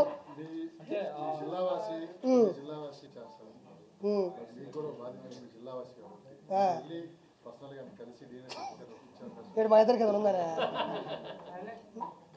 పర్సనల్గా ఏం చెప్పలేదనా? ప్రజాస్వామ్యంలో ఉన్నాడు, అది పెద్ద ఇష్యూ అయింది, వైరల్ అయిపోయింది. 100% ఆయన ఏమంటున్నా అంటే, నేను ఇంతవరకు ఆవిడ దగ్గర నేను డైవర్స్ తీసుకోలేదండి. రేపు ఏదన్నా బిడ్డ పుడితే రేపు నాకు పుట్టాడని చెప్పేసి నా ఆస్తుల భాగానికి వస్తారు, నాకు భయంగా ఉంది. కాబట్టి తను ఎవరికి పుట్టారు చెప్పేస్తే నేను ఈ ఇష్యూ తీసుకుని డైవర్స్ తీసుకుని వెళ్ళిపోతానని చెప్తున్నాడు. నాకు ఆస్తులు అంతస్తులు ఏమొద్దు అంటున్నాడు. ఇంకో మధ్యలో ఒక మాట చెప్పాలా, ఇప్పుడు 2,60,00,000 2,50,00,000 పెట్టి ఆవిడ ఒక విలా కొనుక్కునింది. 100% విలా కొనుక్కుంది, ఆధారాలతో సహా పట్టుబడింది. ఆయనే చెప్తున్నాడు, నేను 1,60,00,000 పెట్టుకొని బ్యాగు పట్టుకొని వచ్చాను, నాకు ఇద్దరు కూతురు పుట్టారు కాబట్టి నాకు. ఆయన చెప్పేశాడు, ఒప్పుకునేశాడు. రేపు కేసు వస్తే ఆయన కూడా జైలుకి వెళ్తారో వేరే విషయం. 1,60,00,000 బ్లాక్ మనీ విజయసాయి రెడ్డి ఇస్తే మొగుడు తీసుకెళ్ళి ఇచ్చాడు. అందులో 60,00,000 సతీమణి సునంద గారు ఇచ్చారంట. ఆయన ఒప్పుకుంటున్నాడు. విజయసాయి రెడ్డి ఇంట్లో 60,00,000 రూపాయలు బ్లాక్ మనీ మదన్ మోహన్ గారికి ఇచ్చారంట. ఇదొక కేసు తేలాలా. ఇది ఇప్పుడు ఏంటంటే ఎవరికి పుట్టారు, ఏ పిల్ల పుట్టి ఈ కాదు ఇప్పుడు ముఖ్యం. ఇందులో తేలాల్సిన నిజాలు ఏంటంటే 1,60,00,000 రూపాయల బ్లాక్ మనీ విజయసాయి రెడ్డి ఎందుకు ఇచ్చాడు, ఎలా ఇచ్చాడు, ఎవరి ద్వారా ఇచ్చాడు ఒకటి కావాలి. 3 కోట్ల రూపాయల విల్లా ఎండోమెంట్ అసిస్టెంట్ కమిషనర్గా ఉన్నటువంటి శాంతి గారు ఎలా సంపాదించారో చెప్పాలి. ఇది చూసిన తర్వాత వెంటనే కేసు బుక్ చేసి ఈ శాంతి అనే ఒక వ్యక్తి, శాంతి గారు, మనం ఇంకా ప్రూవ్ లేదు కానీ మనం తప్పు మాట్లాడకూడదు, ఎన్ని ఎండోమెంట్ భూముల మీద సంతకాలు పెట్టిందో, ఎన్ని కబ్జాలు చేశారు, ఎన్ని చేశారన్నది కూడా దీని ద్వారా బయటకు రావాలని కోరుకుంటున్నా. అది ఆయన వస్తాడు, లేకపోతే చర్యలు తీసుకుంటారు.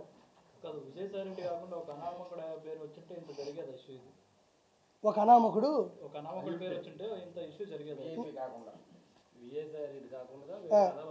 ఇప్పుడు ఒకటన్నా, ఇప్పుడు ఒక అనామకుడు అనుకో అంత ప్రెస్ ఉండదు.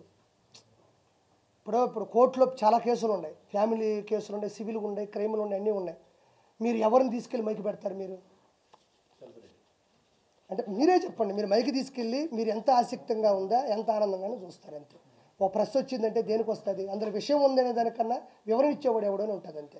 ఇంకోటి విచ్చలవిడిగా రోడ్డు మీద పడాలి, లేదంటే అది భావోద్వేగానికులోని పెద్దదవ్వాలి. అది లేనప్పుడు నేను అదే అంటున్నా, ఇప్పుడు కెమెరా అనేది అన్ని చోట్ల పెట్టాలని మనకే ఉంటుంది. అది వెలుగులోకి ఎంతవరకు వచ్చింది? ఇప్పుడు ఉందనా, నాకు రేపు కేసు వస్తే నీకే ఫోన్ చేస్తా, వచ్చి ప్రెస్ మీట్ పెట్టి తప్పే ఉంది అందులో. అతను చూడు, ప్రజలు వేరు, ప్రజల చేత ఎన్నుకోబడ్డ వ్యక్తి వేరు. ప్రతి కాన్స్టిట్యున్సీలో, ప్రతి నియోజకవర్గంలో 2 లక్షల చిల్లర ఓట్లు ఉన్నాయి. అంటే 2 లక్షల మంది అతను ఎంచుకున్నట్టే. అపోజిషన్కి వేసినా, పొజిషన్కి వేసినా 2 లక్షల మందికి అతను బాధ్యుడే. అలాంటి ఒక రాజ్యసభ సభ్యుడు ఢిల్లీలో పార్లమెంట్లో ఎగువ సభలో కూర్చున్న ఒక వ్యక్తి ఎలాంటి అలిగేషన్ వచ్చినప్పుడు ఖచ్చితంగా అతను సమాధానం చెప్పి తీరాలి. ఎవడైనా చెప్పాలి. ఎవరి శక్తి కొలది, ఎవరు హొందా కొలది, కొంతమంది బయటపడరు, కొంతమంది బయటపడతారు. అతను రాజ్యసభ సభ్యుడు కాబట్టి అతను ప్రజల చేత పైన ఉన్నాడు కాబట్టి ఆ ప్రజలకు సమాధానం చెప్పి తీరాలి. ఇప్పుడు ఒక కుటుంబం చేత ఎన్నుకున్నాడైతే ఆ కుటుంబం పెద్దగా సమాధానం చెప్పాలి. వైఎస్ఆర్సీపీ అధికారులు ఉన్నప్పుడు బూతుల ప్రవాహం ఏ విధంగా మనం చూసాం. అవును. సో ఈయన రాజ్యసభ సభ్యుడే ఉంది, మీడియా ప్రతినిధులపై కుటుంబం మీదే ఆయన చేసిన వ్యాఖ్యలు కొంత దుమారాన్ని ఎత్తుతున్నాయి. సో ఒక బాధ్యతాయుతమైన పదవిలో ఉన్న విధంగా మాట్లాడటం అన్నా, నేను చెప్తాను, నా చిన్నప్పుడు సినిమాల్లో చూసినా, బయట చూసినా ఒక 2 డైలాగులు వినేవాడిని. మనిషికి కావాల్సింది అధికారంలో ఉంటే ఏమైనా చేయొచ్చు, రెండోది డబ్బు ఉంటే ఏమైనా చేయొచ్చు. ఫస్ట్ది కోల్పోయినా, రెండోది వాళ్ళ దగ్గర లక్షల కోట్ల రూపాయలు వాళ్ళ దగ్గర ఉన్నాయి. డబ్బుతో కాంది ఏదీ లేదు అన్న రెండో సామెతను వాళ్ళు తీసుకున్నారు. ఏంటంటే ఈ 5 సంవత్సరాలు వాళ్ళు ఎలా బతికారంటే యమదొంగ సినిమాలో ప్రియమణి గారిని కాపాడడానికి జూనియర్ ఎన్టీఆర్ గారికి వచ్చేటప్పుడు పందులు బలిస్తుంటారు చూడాలి, ఒక 5 మంది ఉంటారు, గుర్తుందా మీకు? పాప ప్రియమణి గారిని అల్లాడిస్తుంటారు 5 మంది, జయప్రకాష్ రెడ్డి గారు. అప్పుడు జూనియర్ ఎన్టీఆర్ గారికి వచ్చి బెల్ట్ తీసుకొని కొడుతుంటాడు. 5 మందిని వీళ్ళు ఒకటే, ఆ పేరు నాని, కొడాల నాని కావచ్చు, మా అనిల్ కుమార్ యాదవ్ కావచ్చు, ఈ అంబటి రాంబాబు కావచ్చు, పందులు బలిసినట్టు బలిశారు. ఆంధ్రప్రదేశ్ డబ్బులు తిని పందులు బలిసినట్టు బలిసినారు. ఇప్పుడు జూనియర్ ఎన్టీఆర్ గారి లాగా ఇప్పుడు అసలు శిశులని మనిషి వచ్చాడు. వాళ్ళకి ఏం చేస్తున్నామో తెలియనటువంటి ఆలోచనలో ఇప్పుడు ఎవరో పాపం ఒక అతను అన్నాడు, రే ఏందిరా నీకు నాకు ఉన్నట్టే అంటున్నాడు, అదిరా అంటున్నాడు, ఇదిరా అంటున్నాడు. మగాని నేను ఒకటే అంటున్నా, వాళ్ళు నిన్ను చాలా సభ్యతంగా చాలా మాట్లాడారు, చాలా మంచిగా క్వశ్చన్లు అడుగుతున్నారు. నీ ఆక్రోశం ఎవరి మీద ఎలగక్కాలి? వాళ్ళకి చెప్పాల్సిన సమాధానం చెప్పి నీలో నువ్వు మాట్లాడుకొని నువ్వు ఏం చేయాలో అది చేయాలి తప్ప నన్ను ప్రశ్నించకూడదు, నన్ను ఎవరూ ప్రశ్నించకూడదు. అదే విజయసాయిరెడ్డి ఇన్ని మైకులు పెట్టుకొని ఏ రోజైనా మాట్లాడినాడా? ఎప్పుడు చూసినా సాక్షి పెట్టుకోవడం, సాక్షిలో పొరపాటు మాడితే ఆయన ఎడిటింగ్ చేసుకోవడం, ఎంత బాగుందో ఆయన విజలు కొట్టుకొని అందులో ఎట్టేవాడు. అందులో కూడా మనం బాధపడాల్సింది ప్రెస్లో కొంతమంది కూడా అదేదో అంటే తెగనవేరు.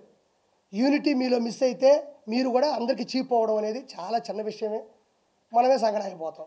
ఈరోజు ఎట్టకేలకి శ్రీరెడ్డి మీద కేసు బుక్ చేశారు కర్నూలు. ఎన్ని చేయలేదా ఈసారి యాక్షన్ ఉంటుందా? అన్న నెల 10 రోజులే ఇల్లు వేయను, పేడ తెచ్చుకున్నాం, నీళ్ళలో కలిపినాం, కింద జల్లాలా, ముగ్గెయ్యాలా. ఇంకోటి మనకు రాజధాని లేదు, ఇంకోటి డెవలప్మెంట్ అసలు లేదు. ఇప్పుడు దాన్ని లోపలికి వెళ్ళి లోతుగా చూడాలా, ఏది పోయిందో ఎత్తుక్కోవాలా, ఎంత అప్పు తెచ్చినాడో తెలియాలా, ఈ అప్పులు తీర్చడానికి నిందలేసుకోవాలా. ఇప్పుడు వెంటనే దుష్టుల్ని సంహారం జరగాల, ఒక పక్క ఇది చేయాలా, ఒక పక్క పరిశ్రమలు తేవాలా, ఇంకో పక్క ఈ పరిశ్రమలు చెడగొడదామని చెప్పేసి ఇలాంటివి దౌర్భాగ్యంగా చేస్తున్నాడు కావాలనే. పరిశ్రమలు వస్తే ఎక్కడెక్కడ ఎదుగుదల ఉండదేమో ఈ విధంగా నరుక్కుంటున్నారు. రేపు ఏదైనా సమ్మెలు జరిగిందంటే, మన కార్మిక పరిశ్రమ పడిపోయిందంటే, పరిశ్రమ అంటే 10 మంది పనిచేస్తారనా, ఒక పరిశ్రమ వస్తుంది, ఐటీ పరిశ్రమ.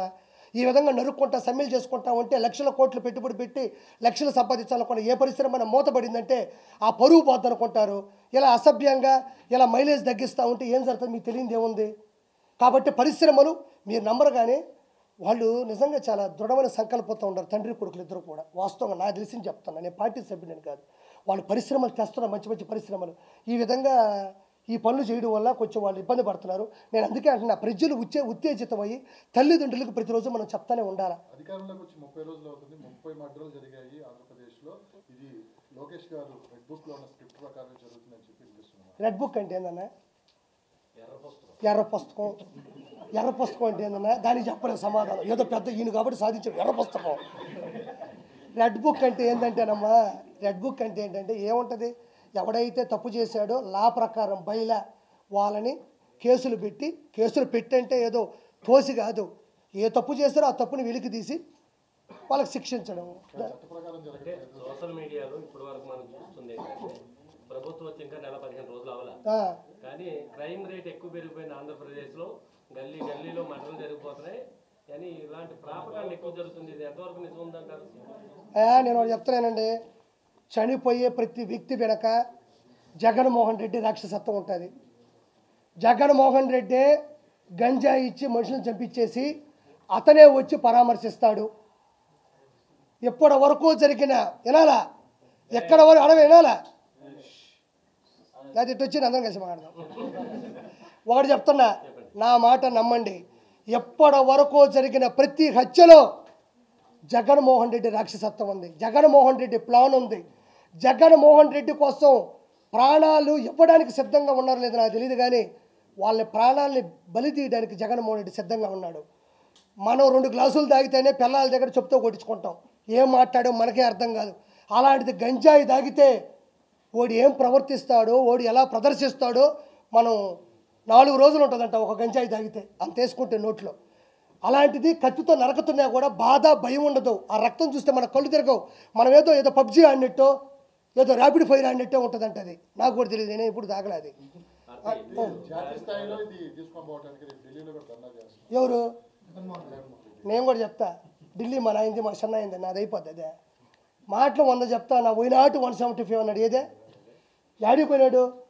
ఏమయ్యా 175 సీట్లలో బై 10 = 17.5 = 18 సీట్స్ ఉండాలా. 10% సీట్లు మనం గెలిస్తే ప్రతిపక్ష హోదా వస్తుంది. అది రాజ్యాంగంలో ఏ చిన్నపిల్లని అడిగినా చెప్తాడు. నాకు ప్రతిపక్ష హోదా కావాలని ఆడస్తాడు కింద పడి. చాక్లెట్లు అడుగు. రెండో బలమైన పార్టీ కాబట్టి నాకు ఇవ్వాలి అంటున్నారు కదా జగన్మోహన్ రెడ్డి. అవునప్ప, రెండో బలమైన పార్టీ అంటే సీఎం పదవి తీసుకో. చంద్రబాబు నాయుడు గారు ఇంకేదైనా కుప్పంకు పోయి ఏదైనా పాపం ఏదైనా చిన్న పని చేసుకుంటాడు. ఏమయ్యా అలాంటప్పుడు ఎన్నికలు పెట్టడం ఎందుకు, ఎలక్షన్లు పెట్టడం ఎందుకు, క్యాంపెయిన్ చేయడం ఎందుకు, పాటలు కొట్టించి జబ్బుకు జబ్బుకు జబ్బుకు జగనన్న జగనన్న జగమంతా ఎందుకు పెట్టాలా? బలమైన పార్టీ అయితే నువ్వే ప్రెస్ మీట్ పెట్టుకొని, నువ్వే ఒక అసెంబ్లీ కట్టుకొని, నువ్వే మీ వాళ్ళని పెట్టుకొని డబ్బులు వేసుకొని కొట్టుకో. ప్రతిపక్ష హోదా అంటే బై 10% సీట్లు ఉంటేనే వస్తారు. అతనికి వచ్చిన 11 సీట్లకి కనీసం తెలంగాణ అసెంబ్లీలకు కూడా ప్రతిపక్ష హోదా లేదు అతనికి. నిన్న కారులో వెళ్ళకుండా జగన్ గారు వెళ్తున్నప్పుడు కారు దిగి అక్కడ ఉన్న ప్రజలందరికీ ఆయన సంబంధించినట్టుగా అభివాదం చేశారు. దాన్ని మీరు వెకిలిగా ప్రతిసారి ఎట్లేదు అంటారు. దీనికి సమాధానం ఎవరు వెకిలిగా అన్నారు? అతను వెకిలిగా చేశాడు కాబట్టి నేను వెకిల్ అన్నా. అదే ఎప్పటి నుంచి ఇప్పుడు నీ పేరు ఏంది? నా పేరు గోపి. నేను గోపి అనే పిలుస్తా. అతను వెకిల్ చేశాడు కాబట్టి నేను వెకిల్ చేస్తానే అంట. దానికి ఇంకో పేరు లేదు. స్టార్టింగ్ నుంచి అలానే చేస్తాను. నేనేదో అలానే చేస్తాను. వెకిలిగా చేస్తాను. ఒక మనిషి గురించి విమర్శించేటప్పుడు, ఒక మనిషి గురించి పరామర్శించేటప్పుడు ఒక మాట మాట్లాడుతున్నా. అదే చంద్రబాబు నాయుడు గారిని పట్టుకొని మాట్లాడలేదా? ఆయన శరీరం గురించి మాట్లాడలేదా? అప్పుడు ఏం చేస్తున్నావు నువ్వు? అప్పుడే ఎందుకు ప్రశ్నించలేదు ఆ రోజు వైఎస్ జగన్మోహన్ రెడ్డిని కావచ్చు, వాళ్ళ పార్టీ కార్యకర్తలు కావచ్చు? భువనేశ్వర్ గారి గురించి ఆ రోజు మాట్లాడుతుంటే మీ నోరు ఏమైపోయింది? నేను ఈరోజు ఆయన చేసే విధానాన్ని చూపిస్తే రక్తం మరిగిపోతుంది.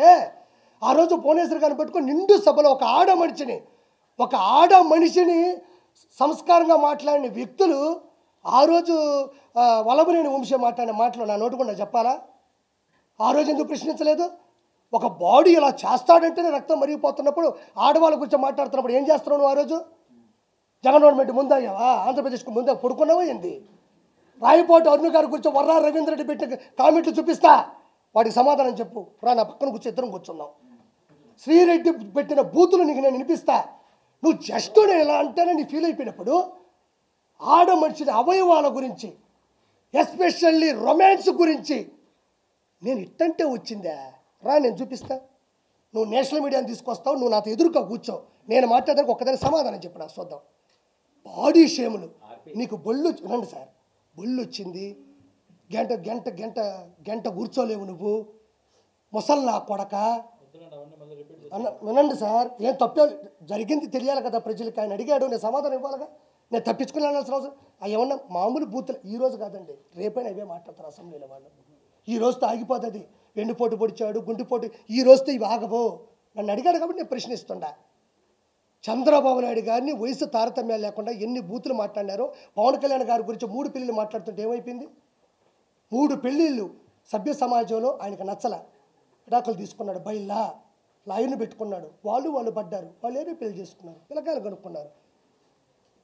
ఏదో బుల్లెట్ తగులుతుంటే హీరోకి చివరిలో నొక్కుతుంటారు చూడు, అక్కడ నొక్కితేనే హీరో కింద పడుతుంటాడు. ఈరోజు ఏమైంది? ప్రెషర్ కుక్కర్ పేలింది. పవన్ కళ్యాణ్ గారికి 100% వచ్చింది. వైఎస్ జగన్మోహన్ రెడ్డి గంజాయిని ప్రేరేపించే ఈరోజు ఈ విధంగా జరుగుతున్నాయి. నేను ఎప్పుడూ ప్రెస్లో ఎవ్వరు ఏ సమాధానం అడిగినా నేను నిలబడే చెప్తా. నాకు తెలియదు అనేదంటే ఏది ఉండదు. మీరు ఏదైనా అడగండి. జగన్మోహన్ రెడ్డి అన్నారు, జగన్మోహన్ శ్రీరెడ్డి నన్ను అనిందయ్యా, మా ఇంట్లో ఆడవాళ్ళు అనిందయ్యా. నేనేమన్నాను? వేమిరెడ్డి గారి గురించి తప్పుగా మాట్లాడితే ప్రసన్న కుమార్ రెడ్డి నేను మాట్లాడినా. ఎవరు దేనికి గుర్తించాల్సిన సమయంలో అధికారంలో ఉన్నారు. ఇప్పుడు పోయిన తర్వాత ఏమిస్తారు? జగన్మోహన్ రెడ్డి గారు అసెంబ్లీకి వస్తారా రారా అని మీరు క్వశ్చన్ చేశారు. ఇవాళ వైఎస్ఆర్సీపీ పార్లమెంటరీ పార్టీ సమావేశం జరిగింది. ఆ సమావేశంలో చాలా స్పష్టంగా చెప్పారు జగన్మోహన్ రెడ్డి గారు అసెంబ్లీకి వస్తారు, ఈ సమావేశంలో నిరసన తెలుపుతా ఈ హత్య రాజకీయాల మీద అన్నారు. మీరు అడిగిన క్లారిటీ ఓకే డన్. ఈ హత్య రాజకీయాల మీద నేను అసెంబ్లీకి వచ్చి నిరసన చేస్తా అంటున్నాడు. నాకు చాలా సంతోషంగా ఉంది. ఒకవేళ జగన్ గారు అసెంబ్లీకి వస్తే ఏం చేస్తారు? అసెంబ్లీకి వచ్చి ఏం చేస్తాం? ఫస్ట్ దిష్టి తీస్తాం. ఒక పాట ప్రిపేర్ చేయించి గురుగారు వస్తుంటే ముందర క్యాంపెయిన్ పెట్టి సీఎం సీట్లు ఆయన కూర్చోబెట్టి చంద్రబాబు గారు మేమంతా ఒక పక్కన కూర్చొని నీ అసెంబ్లీ నీదే నువ్వే తీసుకో అంటాం. ఏం చేస్తాం? వచ్చి కూర్చుంటాడు, సభ జరుగుతూ ఉంటుంది. ఎవరి ప్రశ్నలు వాళ్ళు స్పీకర్ గారి ముందు మాట్లాడుతూ ఉంటారు. ఆయన ప్రశ్నలు ఆయన సంధిస్తారు. ఎంతకుముందు చంద్రబాబు నాయుడు గారు అపోజిషన్లో ఉన్నప్పుడు ఏం చేశారు? అదే చేస్తారు. అసెంబ్లీకి ఒక కట్టుబాటు ఉంటుంది, ఎవరి సమయం వాళ్ళకి ఇస్తారు. ఆయన ప్రతిపక్ష హోదాలు అలా వాడు చెప్తా గుర్తుపెట్టుకోండి. ఇప్పుడు అతను ఒక సర్వసాధారణమైనటువంటి ఎమ్మెల్యే అలా, సర్వసాధారణమైనటువంటి శాసనసభ్యుడు. అతను దానికి ఎంత ప్రియారిటీ ఉంటుందో అదే ఇస్తారు 100%. అంటే ఇప్పుడు మీరు చెప్పేది ఎట్టుంది, వస్తే కొట్టేస్తారా, వస్తే తిట్టేస్తారా? అది అసెంబ్లీ. జగన్మోహన్ రెడ్డి పెట్టుకున్న తొత్తు వలబరేని వంశీలాగా మేము బిహేవ్ చెయ్యం. ఆయన ఏం చేసి ఆయన కూడా ప్రశ్నించమను. మీరు ఇది చెప్పారు, ఇది చేయలేదు, అదే కదా అసెంబ్లీ ఉండేది. గత ప్రభుత్వంలో ప్రతిపక్షాన్ని పూర్తిగా గొంతు నొక్కే ప్రయత్నం జరిగింది. చంద్రబాబు నాయుడు గారిని మాట్లాడలేదు, మన లోకేష్ గారిని, ఇలాంటి ప్రతిపక్ష నాయకులందరినీ కూడా ఎవరిని మాట్లాడలేదు. మండలిలో ఉన్నా సరే, అసెంబ్లీలో ఉన్నా సరే. అవును.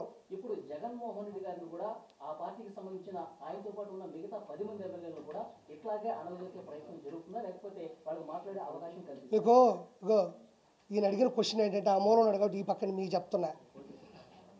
అప్పుడు అచ్చెన్నాయుడు గారు వాళ్ళు వీళ్ళు ఎమ్మెల్యేలు ఉన్నారు కదా, అప్పుడు జగన్మోహన్ రెడ్డి గారు అసలు మాట్లాడనీ లేదు, ఇప్పుడు ఎందుకు మాట్లాడినిస్తారా, మాట్లాడినవాడని అడుగుతున్నాడు. చంద్రబాబు నాయుడు గారు అలిగి వెళ్ళిపోయింది.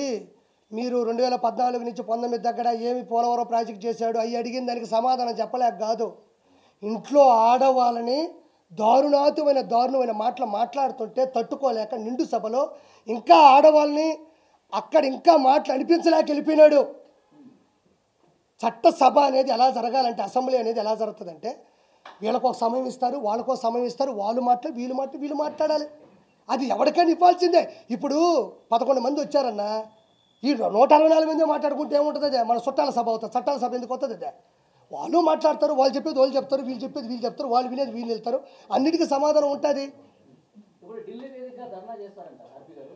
ఎంపీలు అందరూ, ఎమ్మెల్యేలు, తర్వాత మన ఎమ్మెల్సీలు అందరూ కూడా ఇవాళ పార్లమెంటరీ పార్టీ మీటింగ్ లో చెప్పారు, బుధవారం రోజు ధర్నా చేస్తాం. అక్కడ రాష్ట్రపతి గారి అపాయింట్మెంట్ కోరాం, ప్రధానమంత్రి అపాయింట్మెంట్ కోరాం, కేంద్ర మంత్రుల అపాయింట్మెంట్ కోరాం. ఈ హత్యా రాజకీయాలకు సంబంధించి నెల రోజులు అయినప్పటికీ కూడా కేవలం నెల రోజుల వ్యవధిలోనే 30 హత్యలు జరిగినాయి, 300 వైసీపీ కార్యకర్తల కుటుంబాల మీద దాడులు జరిగాయి. ఇవన్నీ వాళ్ళందరికీ తెలియజేస్తాం అని జగన్మోహన్ రెడ్డి గారు. ఇప్పుడు వైఎస్ జగన్మోహన్ రెడ్డి ఇటు చూడండి ఒకసారి, సైలెన్స్ ఉండాలి బాబాయ్, అయిపోయింది ఆగండి. ఈ పేపర్ ఒకసారి చూడండి, నువ్వు చెప్పిన దాన్ని చక్కని సందేశం ఇస్తాను నేను కూడా. క్షమించండి, నువ్వు అనేది మీరు అనాలి, ఒక్కోసారి వచ్చేస్తుంటే ప్రేమతో.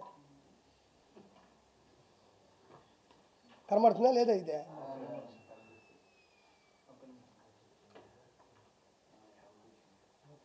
ఓకేనా? ఇది చూద్దాం. 2019 నుంచి ఈ రికార్డ్స్ నుంచి తీసుకున్నా, ఈ చట్టంగా ఉన్నట్టు 2019 నుంచి 2024 మధ్యన జగన్ పాలనలో హత్యలు చూడండి సార్. క్రమ సంఖ్య 1, వివిధ కేటగిరీలు సంఖ్య 3, బీసీ 300 మంది, ఎస్సీ ఎస్టీలు 188 మంది, మైనారిటీ సభ్యులు 11 మంది, మహిళలు 991, పార్టీ కార్యకర్తలు 79, ఎన్నికల కోడ్ సమయంలో హత్యలు 13, ఎన్నికల తర్వాత జరిగిన హత్యలు 6, మొత్తం 1588. ఇది 2019 నుంచి 2024 వరకు కూటమి గెలిచిన చివరిలో కావచ్చు, దాని ముందు వరకు జరిగిన వివిధ రకాల క్యాస్టులు కానీ ఒక క్రమ సంఖ్యలో 1588 హత్యలు వైఎస్ జగన్మోహన్ రెడ్డి క్రమంలో జరిగినాయి. నేను ఈరోజు కూర్చొని నేను అనేస్తా, ఢిల్లీ పోతా, మోడీ గారితో మాట్లాడతా అనేది అవుతుందా? నేను జగన్మోహన్ రెడ్డి ఇద్దరం ఒకటే. ఇప్పుడు నేను జగన్మోహన్ రెడ్డి ఇద్దరం ఒకటే, కిరాక్ కార్పి జగన్మోహన్ రెడ్డి ఇద్దరం ఒకటే. మాజీ సీఎం కదండి, మరి మీరేం చేశారు? ఎవరు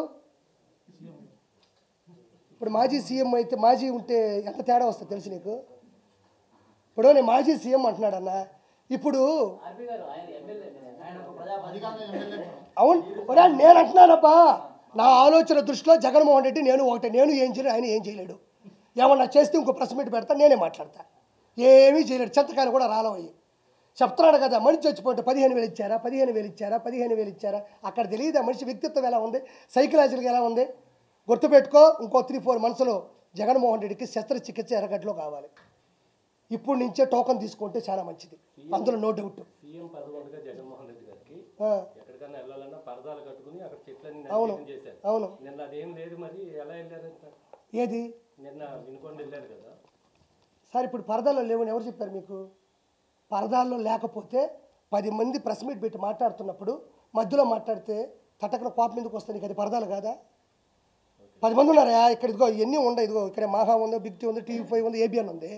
మీరు నాతో మాట్లాడుతూ ఉన్నారు, నేను గబగబ మీకు చెప్పేసి మీరు నన్ను ప్రశ్నించే లోపల నేను వెళ్ళిపోతే అది పరదాలు కాదా? పరదాల మాట బతకడం కాదా? అక్కడ పోయినాడు, ఏం మాట్లాడాలా? కాసేపు ఏడవాలి కదా, యాక్టింగ్ అన్నా చేయాలి కదా, పోయిన దానికని యాడ్ చేసినాడా? యాక్టింగ్ అంటే నేనేం తప్పు అన్నోలే, కనీసం పోయిన దానికి మన బాధ వచ్చినా బాధ రాకపోయినా ఎంతో కొంత బాధ రావాలి కదా, అది కూడా చేయలేదు కదా. రాష్ట్రపతి పరిపాలన రాదు వాడు చెప్తానంటే ఫైనల్గా ఇంతసేపు ఉన్నంత వరకు నేను గర్వంగా ఫీల్ అవుతున్నా. ఫైనల్గా ఏంటంటే అతను 2019 నుంచి 2024 వరకు 151 మంది ఎమ్మెల్యేలు, అంటే ఒకరు వెళ్ళిపోయారు, కోటరెడ్డి సీతారెడ్డి గారు, ఆయన నచ్చక తీసేయండి. ఏ 150 చిల్లర ఎంతమంది అయితే ఉన్నారో వాళ్ళు ప్రతి ఒక్కరూ అవినీతి చేశారు కొన్ని వేల కోట్ల రూపాయలు. వాళ్ళు ఏమనుకున్నారంటే రాబోయేది మనమే, రాబోయే 30 సంవత్సరాలు మనమే అని ఏ తప్పును కూడా కప్పి పెట్టే ప్రయత్నం చేయలేదు, కప్పి పెట్టలేదు, అలా వదిలేశారు. To be continued. ఇప్పుడు నేను చెప్తున్నా, ఈ 5 సంవత్సరాల్లో 150 మంది ఎమ్మెల్యేలు జైలుకి వెళ్ళబోతున్నారు బైలా. నాకు తెలుసు, నెల్లూరులో నేను చూశాను, ఎంగడగిరిలో చూసా, సూర్యాపేట చూసా, కోవూరు చూసా, కావలు చూసా, ఆత్మకూరు చూసా. 150 మంది వెళ్ళబోతూ ఉన్నారు. మీరు అడిగిన దానికి ఒకటే, ప్రతి ఒక్కరూ అవినీతి చేశారు వాళ్ళు. ఏ పదవి పోతున్నారు నాకా మీరు అనుకుంది ఎవరు? నేను ఎప్పుడు ఏది అనుకోలేదు, నేను జీవితంలో ఏది అనుకోను, అటు పోతూ ఉంటాను. మొన్న చెప్పి వెంకటేశ్వర స్వామిని నేను ఇంకోసారి చెప్పండి. పవన్ కళ్యాణ్ గారికి ప్రెస్ ఉందని చెప్పి ఇంటెలిజెన్స్ బ్యూరో హెచ్చరించింది. మీరు ఇన్ని ఆరోపణలు చేస్తారు, మీకేమైనా ప్రెస్ వచ్చే అవకాశం ఉంది? నాకా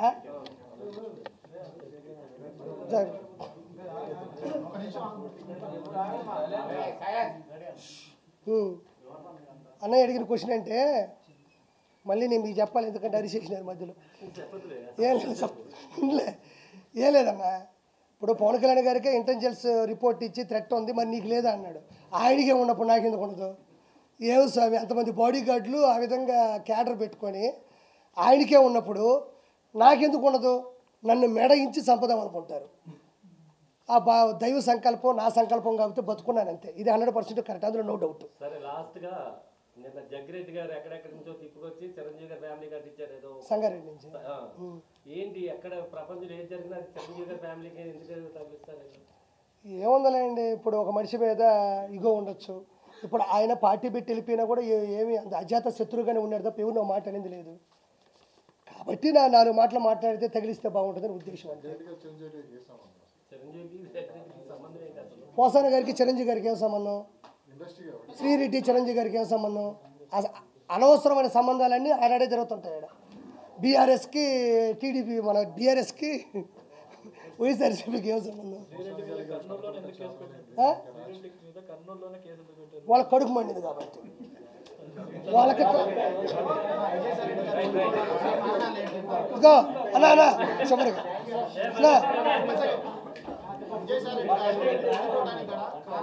అయ్యా ఒక మాట చివరిగా,